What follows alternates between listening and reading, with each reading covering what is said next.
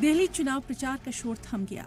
चुनाव प्रचार के आखिरी दिन दिल्ली में बीजेपी और आम आदमी पार्टी ने अपनी पूरी ताकत झोंक दी। 22 रैलियों के साथ बीजेपी ने आम आदमी पार्टी पर चुन चुन कर निशाना साधा। यमुना की साफ सफाई से लेकर बदनवानी के इल्जामात तक, खराब सड़कों से लेकर साफ पानी तक, बीजेपी ने हर एक मुद्दे पर आम आदमी पार्टी को खूब घेरा। वहीं सोमवार को सियासी वार पलटवार भी दिखाई दिया। पीएम मोदी ने दिल्ली में तलबा के साथ एग्जाम पर चर्चा की।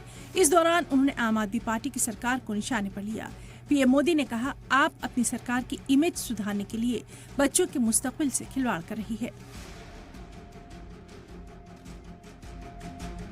मैंने सुना है ये दिल्ली में 9वीं कक्षा के बाद बच्चों को आगे जाने ही नहीं देते।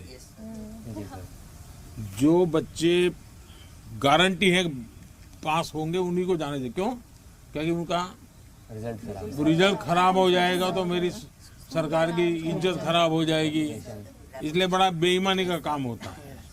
जिस एजुकेशन पॉलिसी को केजरीवाल ने कई चुनाव में अपना मुद्दा बनाया, पीएम मोदी ने केजरीवाल पर उसी मुद्दे को घेरा। केजरीवाल के 10 सालों में किए गए वादे पर उन्होंने सवाल उठा दिए। वहीं जंगपुरा में अमित शाह ने हुंकार भरते हुए एक एक मुद्दे को गिनाते हुए आम आदमी पार्टी पर हमला बोल दिया। साथ ही दिल्ली को सिर्फ धोखा देने का भी आप पर इल्जाम लगाया। केजरीवाल और इनके चट्टे पट्टों ने दिल्ली को क्या दिया? भ्रष्टाचार दिया, कूड़ा कचरा दिया, जहरीला पानी दिया और तुष्टीकरण का व्यवहार भी दिया।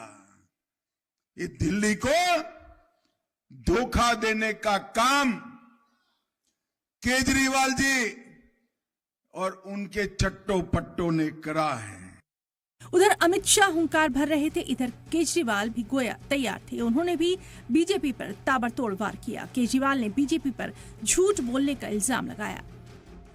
मुझे कई झुग्गियों से फोन आए हैं कि घर घर जाके कह रहे हैं कि चुनाव के पहले वाली रात को आएंगे, आपको वोट आपके घर पे ही डलवा के लेके जाएंगे। वोट घर पे नहीं डलता, किसी हालत में वोट घर पे नहीं डलता। उनके धोखे में मत आ जाना। वो केवल और केवल आपकी उंगली पे काला निशान लगाने आ रहे हैं ताकि आप वोट डालने ना जा सकें। सियासत की यही खास बात है, यहाँ हर लीडर दूसरे लीडर को झूठा करार देता है। दिल्ली के चुनाव में इस बार सबकी निगाहें कांग्रेस के मुजाहिरे पर भी खास टिक गई हैं। ऐसी उम्मीद जताई जा रही है कि अगर कांग्रेस बेहतर करेगी तो इससे बीजेपी को फायदा होगा। सियासी जोड़ घटाव का ये बेहद दिलचस्प किस्सा है, जहां एक और एक दो नहीं बल्कि 11 होते हैं। कांग्रेस की तरफ से राहुल गांधी ने भी मोर्चा संभाला और यमुना के पानी पर केजरीवाल को खूब घेरा।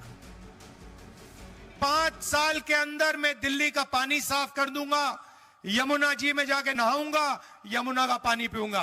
केजरीवाल जी, दिल्ली का पानी पी लीजिए, 1 गिलास पी लीजिए, फिर देखते हैं क्या होता है। अस्पताल में मिलेंगे आपसे।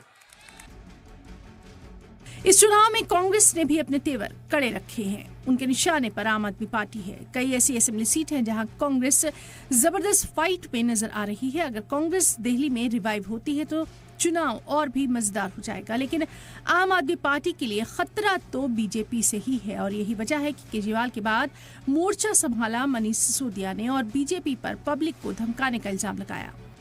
जनता के आदेश को, जनता के जो मन में चल रहा है उसको सर माथे पे बिठाना सीखिए। आप गुंडागिरी से धमका के जनता से वोट लेना चाहते हैं? दिल्ली में 5 फरवरी को सभी 70 सीटों पर वोटिंग होना है। 8 फरवरी को नतीजों का ऐलान होना है। 70 असेंबली सीटों के लिए कुल 699 उम्मीदवार मैदान में हैं।